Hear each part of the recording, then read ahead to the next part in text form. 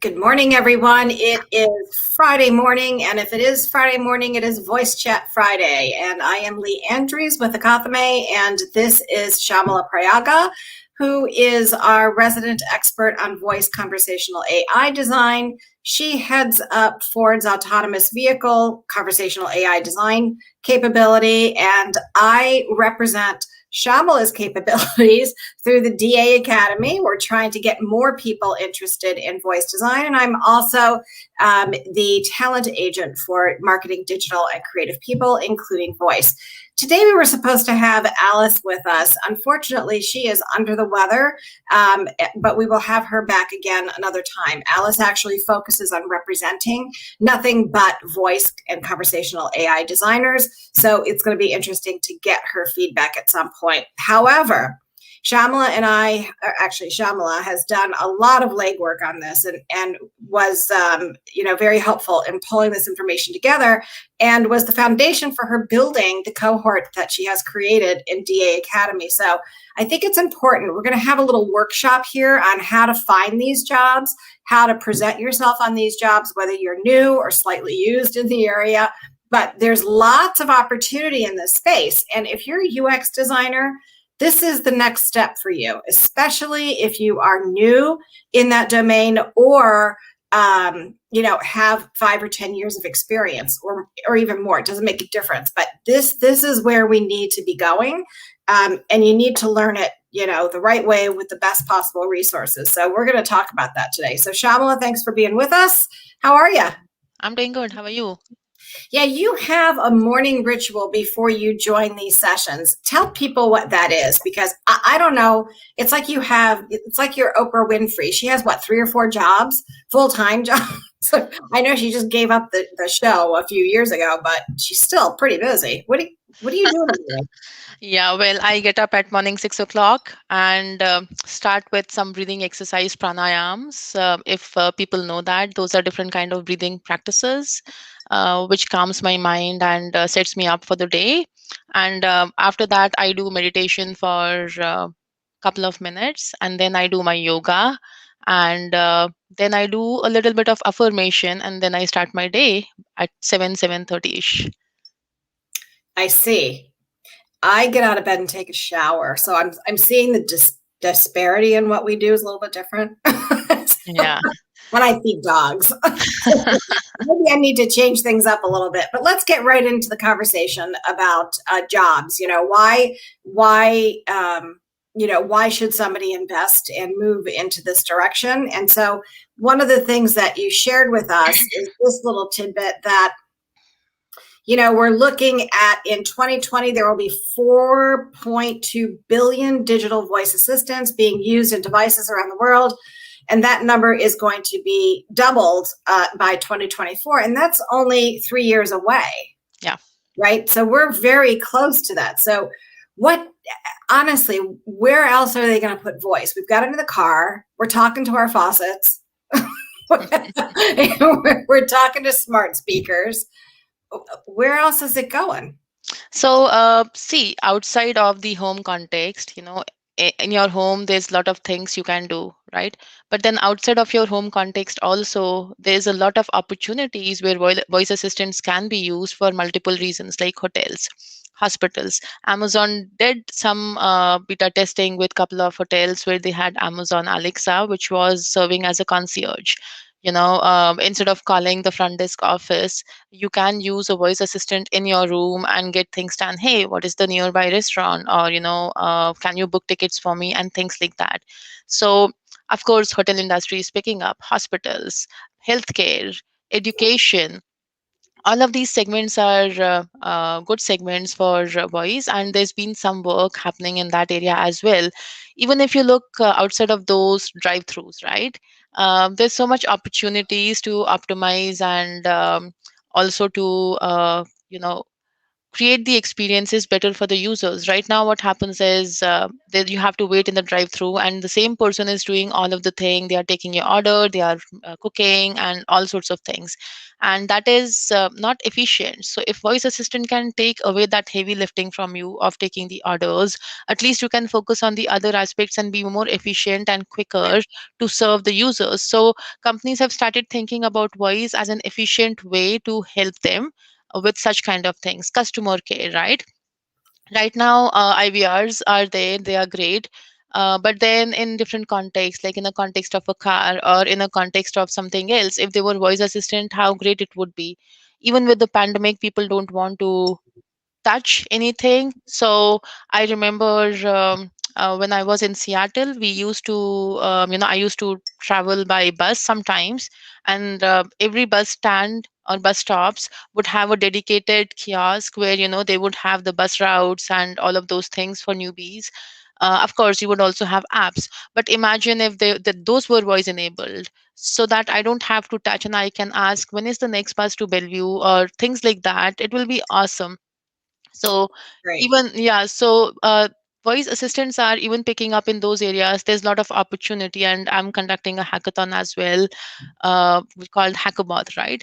And the idea is to get more ideas from such things, like where else can we use campsites, for example? How can we use conversational AI in that space, or how can we use in women's safety kind of thing? So there are a lot many opportunities like those where we'll start seeing voice assistants helping in real world problem, not just becoming a novelty for you and just helping you with basic stuffs, but even those kind of things. And also from the accessibility standpoint, now we have so many people, we know the statistics, and so many people are disabled in some form or the other, and with age that number will also grow because there could be age related disabilities. Now if voice assistants could help in those areas as well, it would be amazing. Like yesterday I was speaking to Marco Pasqua, and he has cerebral palsy, but he is expecting kid pretty soon. And he mentioned how he's not able to bend, he's not able to do any of those things. So he's a geek, and he created his own crib for the baby and voice enabled it with lights, fancy lights and all of those things, so that he can also experience the same world we live in. Wow. That's So impressive. yeah, so there are a lot of those kind of things for sure where I start seeing, voice will become prominent. So this number which we are seeing here, like 4.2 to 8.4 billion, which is like really doubling down in 3-4 years, is nothing. I see more happening if governments start picking on voice assistants, or if healthcare starts picking, tech pick up, retails, legal, real estate, every industry starts picking up. There's so much opportunity even to urbanize things through voice applications and assistants. Nice. So we're gonna talk about Hackbot 2021 in just a minute. I have a question from a viewer that says, "Can you break the chatbot?" So when I mentioned something about the faucet being commanded, so what happens? There's got to be a manual override to everything, right? Especially the faucet. We know that. But if things become so dependent on voice, what happens when that voice bot breaks? When that chat feature breaks? So you have to create a very strategic approach here when you are designing something. So that is why we have handoffs, right? When you say, "Can you break the chatbot?" It could be that you are asking all sorts of questions. For example, the Digital Assistant Academy's chatbot is equipped and designed to just answer your questions. It is not designed to do chit chat with you, right? So if someone says, and I keep seeing the statistics, it's kind of pretty interesting. Like a couple of people are like, "Good morning, how old are you?" and stuffs like that. So the academy has not built in those kind of features right now because our purpose was completely different. We are designing for a different kind of setup. So if you say those kind of things are what is breaking the chatbot, yeah. But what we do in those situations is immediately when someone said like that, and a bot is like, "I'm sorry, let me hand it off to a person, and someone will be with you shortly." Then we kind of try to have a live agent talk with the user instead of a bot anymore. So you have to start thinking about strategies in that way. Like when something like that happened, when you see the broad is starting to break, how do you seamlessly, now bring in someone else to hand it off? Like, okay, this is not my responsibility anymore. You take care from here. So there So, has to be strategies. well, let's think about this. You're designing the conversational AI for a car that will not have a steering wheel. Is that correct? Yeah. I mean, the conversational interaction, technology is technology. What happens if the technology itself goes down, right? How is that going to be? Is that are our cars going to be connected, to the internet? I mean, these are user questions at the basic fundamental level, because that's what they're going to fear, right? I remember a time when automatic windows, power windows, were like new. And I remember my former boss, I was only in my teens, and I remember my former boss saying that he didn't want to buy a car with automatic windows, because it was more for him to have to worry about fixing. So he bought the roll down. I mean, now we're talking about no steering wheel. What happens if the technology? I'm sorry, I can't come to work because my car, doesn't want to go. See, so again, the same thing, right? Your car is not working, so you have to see what next to do. Right now, I mean, of course, there are ways, like if it is not working, there has to be different reasons why it is not, right? The I would say, like, there's always a handoff strategy even for the cars. So if if it is your personal, which is not going to happen anytime soon, right? But most of the time, the autonomous cars, whatever, if you see the trend has been, will be a ride and share. So if you are riding an autonomous vehicle and all of a sudden, there's no connectivity or there is a vehicle malfunction, of course there will be a handoff, right? There will be a handoff, there will be some other alternate vehicle which has to be there to help you out. So it cannot be just that, what, I'll leave you in this situation and you are there forever kind of thing. It's the same thing with voice assistants, right? We cannot leave you in a limbo state saying, hey, you know what, we're not able to help you anymore because our assistant is broken. You need to have strategies. No matter what you're designing, you need to have a strategy to now pick up what best to do. Like, do we have to hand off to someone else, or do we need to have customer care call you, or what should be your strategy? So it's again not a design problem, but it is a strategic problem in the organization level, what you care for, what you think about, and all of those things. So what you're saying is OnStar is going to have a whole other level of capability. They'll be able to actually drive your car. Maybe that's the strategy, is that whoever is supporting it from remotely. Mm-hmm. Boy, that's going to be one heck of a monthly service fee, don't you think? So these are all predictions, right? We don't know yet what it will be. These are all predictions. We are all guessing until we have one vehicle out there which is driving people around and people feel comfortable with, and this becomes the new normal.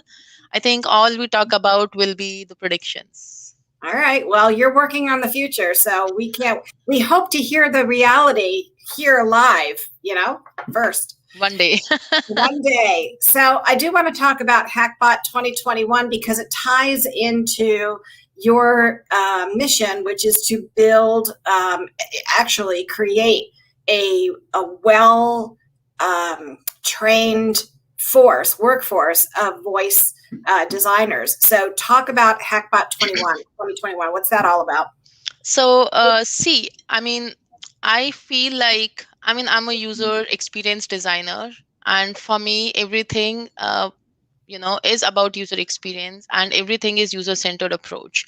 So what I felt was, instead of thinking about the solutions and instead of thinking about the problem from just one lens, which, I or the industry is looking at, we should be bringing in more people, more creative people. So that is the whole reason why I created the Hackabot. So there are multiple goals to this. One thing is, there are problems, untouched areas, I would say, which we have not yet tackled with voice assistant. For example, women's safety, nothing is being done for women's safety. And if you look at the statistics, so many people, so many women especially, are abused physically, sexually, at different kind of setup, be it at their home, or be it in public places, and stuffs like that. And with all of those things, there's a need to start thinking about voice assistants beyond just novelty, like how these technologies can be helpful and beneficial for people. And that is why I created Hackabot, because now think about it from a different standpoint. Like, what should you do? How should you design for women's safety? Should you have some sort of wearable which can, with voice enablement or something like that? Or do you have to think beyond that stage? Now, second thing is hackathon, right? Sorry, the second thing is about camping. So when I talk about camping, again, this is another untouched area: forestry, tourism, all of those things. I have not even touched the other aspects of tourism like museums and stuffs like that yet. But the goal here with this hackabout is tourism of just the camps and campsites. Now, there are so many things, from information to planning, which can happen before to when you are in the campsite. There could be stuffs, and camping is so common and so famous in many parts of the country, like in United States and other, like maybe in UK and other countries as well. Camping is done very prominently. Even in India, I've seen people doing trekking and camping a lot, right? So it's very famous and very common with people. But then those are the most remote areas. Those are the areas where if something happens, people, no one will know. Like if an accident happened, or some mishap happened, or an emergency happened, they are so far away from the cities in most of the places that you cannot immediately summon a 911 or emergency. So I know this person. She went to camping once, and she was allergic to peppers, so which she wasn't aware of. Sometimes you don't know you're allergic to something. So she started, they were having fun and all, and when during the lunch, she kind of had couple of peppers, and because she wasn't aware, immediately she started seeing some sort of rashes all around her face and body, and it was all turned red, and with boils and bubbles and all sorts of things. And then she collapsed, and they were somewhere in the outskirts, and she was trying to call, I mean, her friends and family were trying to call 911, and then trying to get hold, and network connectivity was an issue. They were not able to call anyone, and she was struggling, and luckily they were able to get hold of 911 and was able to rescue her, and things were normal, back to normal. But then imagine if you are solo camper, something like this happened, no one is there. So many things could happen. So this is how voice technology has to evolve. We cannot think about it just like in my home, play music or turn on the lights. Those are great, those are amazing features, but we have to think beyond those and think about how voice assistants and conversational AI can add real value. And that is what I want to bring in. Get more ideas, bring more ideas, and let's collaborate, let's brainstorm. So with this, I'm trying to bring those kind of new fresh ideas from fresh mind: graduates, undergraduates, high school students, professionals who are working, master student, whoever is interested in being part of this and fixing these problems. Everyone is welcome. So you're actually doing, there are three challenges over this 2 day period. One is for women's safety, the other is for camping. What was the third? The third one is urban innovation. Now, most of the people are moving towards a city life and urbanization, and there are many more problems even with urbanization, right? Uh, it could be traffic related things, or it could be just how the entire city is set up and stuffs like that. There are a lot of problems even there. Now, within the urbanization or urban innovation, there could be healthcare, government tech, or there could be maybe real estate tech or any kind of tech. So there are a lot of opportunities even like those kind of things. So you remember, many years back, if you were to purchase a house, you have to go through, look through the photos, and open house was another option. Once you selected, there were a dedicated schedule for open house, you would go and look through those, right? Uh-huh. Now what they have done is, if you look at the real estate website, even innovation is happening there, right? They've started creating 3D view. So you don't have to go there. You can watch from your own comfort the 3D of the house inside and outside and how it looks, and you can see yourself walking around with that kind of experience. So those are the kind of things which has evolved. Now what is the next stage? How can conversational AI come into play with these kind of things, or government tech, or any such kind of things? There are so many things in the urban innovation space which can be done to optimize the experiences, create a betterment experience for ourselves, our lives. So that's the third problem which I'm trying to tackle with this thing. So we'll have three tracks. People can choose whichever they want. Even if you are a solo hacker, that's absolutely fine. If you have a team, that is great. If not, we will make sure we match you with someone if you are interested, because we have a lot of signups already. Yeah, we're looking at 20 plus teams Yeah, already, and you just launched this like 2 days ago. yesterday. Yeah. Yeah, that's insane. So, and obviously everything is going to be done remotely, so anybody can be anywhere in the world to join this. Is that correct? Yeah. Okay. So I do want to talk about, you mentioned that you are looking for sponsors for the Hackabot as well. The Yeah. Hackabot. So what is the sponsorship opportunity there? So let's get that out there. So there are different kind of sponsorship opportunities. The minimum pricing is $500, and then the maximum is $5,000. Okay. So depending on the price, the brand exposure, your brand's exposure, or your ability to present yourself or your company, or represent your company during the opening and closing ceremonies will be there. There Wow. will be dedicated. Also, what I want to do with this hackathon is do a matchmaking, bringing in companies, and there will be so many people. So if there is an opportunity to do some sort of matchmaking to get people placed, that will be amazing. So we also have a recruiting and network within the package, and depending on the price you choose, you will get dedicated access to all of the people and resources, and you can do interviews with them. We will have dedicated space and options for those kind of things as well, so you'll get to do that. And then we will also have with this kind of solution, there are so many companies who may want to say like, hey, I have a better solution, or I have a better technology which your hackers can use. So if you think you have a technology which the hackers can use, or if you want to host a workshop to give idea away about how your technology work, how your tool works, and those could be helpful for our hackers, so absolutely you can do that. So depending on the price you choose, you will also get a certain number of certain minutes or certain hours to present your tool, or do a workshop. So like I mentioned, there are a lot more things, lot more benefits and brand exposure, and you'll be supporting a very good cause. Yes, yes, yes, yes. It's called Our Future. I do want to go to. I do want to take a. I want to help people understand how to search for these jobs, and I think that this is very important. If you're going to invest time and talent to learning this capability, how do we know that this is justified? So for me, it was a matter of taking a look, and thank you, Shyamala, for loading this up for us. But these are all actual jobs. And so right now, this is the number that stuck out to me. There are only 2,500, right? They say 2,500 plus, but there's not a lot of this talent floating in the world. There just isn't. So we've got to increase this base. That's number one. And it looks to me like these are happening all over the world, but these are jobs that people can do remotely. Yeah. Right?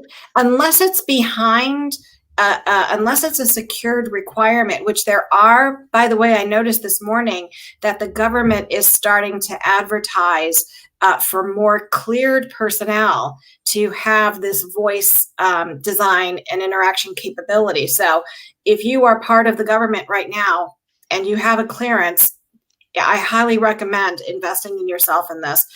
But these are all over, all over the place. So even HubSpot is looking for a conversational marketing manager. I don't know what that is. You need to dig down. So if you are, so doesn't look like it has too much to do. So see, marketing, there's a lot of opportunity Yeah, with yes, marketing, it's gonna and split voice. Yeah. So right now, for example, people look at it. Not many people, although many people say that email is the best way to reach your customers. I have seen the statistics. I have 1,000 plus people in my email list, and every time we send out the newsletter, there's 8% click. So what that means is not many people are using it, or not many people do that. And there are, people get frustrated because they get so many emails. One company is not the only company who they are getting newsletters from. So that is why it may be a good strategy for some people who are motivated and dedicated with your brand, but with not everyone. So now, how do you think about scaling this with conversational AIs like flash briefings? What's new with the academy? I have a flash briefing, Alexa skill and Google Assistant skill. So you can just get hold of it and then ask what's new with the academy, or what's my flash briefing. And like it reads out the news, it also reads out my flash briefing, like this is new with academy this year, this week, or something like that. So companies have started thinking about those, even voice assistants, chatbots, right? You can have your entire chatbot as conversational for your brand, for your marketing, and all of those things. So now you are not reaching the customer only through a newsletter, but you are able to reach them with other modalities as well, other ways also, creative ways to connect with them and provide information, and be everywhere. So that is what I see happening. And voice and marketing is another big thing which is picking up. And voicebot.ai is a very good website which has a lot of statistics about all of these things. And they predicted like it's going to be a big, big market. This is new to me, right? This marketing position is new to me, and I'm fairly up on what's going on the trends of marketing. So now we've got to start retooling our marketing teams as well. So this is not just the geeky part of conversations and bots, right? This, we really need to get everybody in the organization on board with understanding how voice interacts, period, internally and externally at every level. This is huge. This This is is for sure. huge. This is, see, it's not just about one thing, right? We spoke about conversations in HR as well. So, of course, there's Right. opportunity in every segment, every business unit to optimize, because we're not replacing jobs, we are Right. creating more opportunities for people. And there's demand and supply gap right now. There are a lot of companies who are starting to think about their strategy. It's like user experience. I keep bringing in that thing because user experience was not as prominent as it is now many years back, right? And it was all over the place. It's the same thing right now. Companies have started to realize the ROI of conversational AI, voice applications, assistants, and everything now, even in enterprise world, in your company, everywhere, for any kind of reasons. Even vending machines are voice enabled in airports, in public places, at your offices. So there's so many opportunities all over the place to think about voice in a different world and a different way.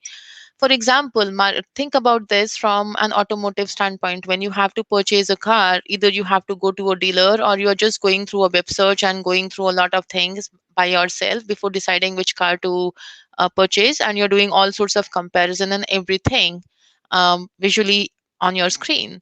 If there were kiosks, if there were chatbots who can help you, guide you, you don't need a real person. You don't need to go to a dealer right away to do anything. You can do all of the information, but instead of just relying on your friends and family to get the information and browsing through stuffs, now you have one more person who can guide you, and based on your preferences and all, give you the right kind of options which may work for you. So it's not just your job now to do those kind of things, right? Interesting. All right. So we have got less than a minute left. And I do want to show folks that if you're trying to gauge what opportunities are available for you, you can do a simple Google search and it will come up, and you can be as close geographically to your home if that's important to you, or you can look at, remote positions. This is also through Indeed. And this is where I realized that now the government, General Dynamics is a huge government contractor, and they're looking for top secret cleared senior conversation, which tells us that the government is moving heavily, fast and furious in this area. And some more research on this. Again, Shyamala, thank you for sharing this with us. But there's lots of research on here that talks about the importance of voice. And these are people that if you notice, Allison, unfortunately, who was under the weather, couldn't join us today, but her name is listed here as one of the people who really is significant in representing people in this domain. So definitely watch out for this. Now, for us in our community, our close community, I can't show all the information here because it's confidential for our folks, but we want to say that these jobs are here today, now, and they're looking. So if you're just starting now, you're not behind the 8 ball. It's kind of like Clubhouse. Clubhouse started last year, but it's still in beta. So you can look at this as saying, Voice has been around forever, but now the light switch has really been turned on, Shyamala, and we need to keep people's portfolios fresh. If a designer's portfolio becomes stale in any way, shape, or form, you will no longer be marketable inside 5 years. So you have got to keep your skills moving forward. And Voice, I believe, is that next frontier, right? Absolutely. And so check it out. Join us on Hackabot 2021. I've got information on that on my LinkedIn profile. It's on the DA Academy's site. And thank you so much, everybody, for joining us this morning. If you have any questions that we didn't answer, please hit Shyamala up afterwards, because I won't be able to answer your questions. But Shyamala is our voice. I can help you find the job, but not do what she does. So have a great weekend, everybody. Thanks for joining.